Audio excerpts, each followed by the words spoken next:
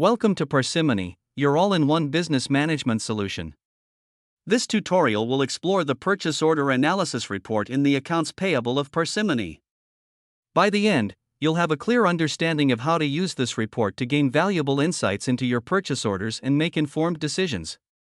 To begin, let's navigate to the accounting module in the Parsimony dashboard. Click here to access the accounts payable related functions. Once you're in the accounts payable dashboard, locate the reports category. This is important to help you manage your purchasing activities effectively.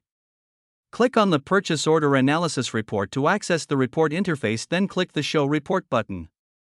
This is the Purchase Order Analysis Report. Let's explore how to use it to gain insights into your purchase orders. Start by selecting the desired filters to narrow down the report results. You can filter by date range, project, purchase order, or any other relevant criteria. The report provides valuable analytics data related to your purchase orders. It includes metrics such as total purchase quantity, total amount, total billed amount, and top suppliers or items. The report also presents the analytics data in a visually appealing chart format. This allows for better visualization and quick identification of trends or patterns in your purchase orders. You can export the report to various formats such as Excel or PDF using the Export button.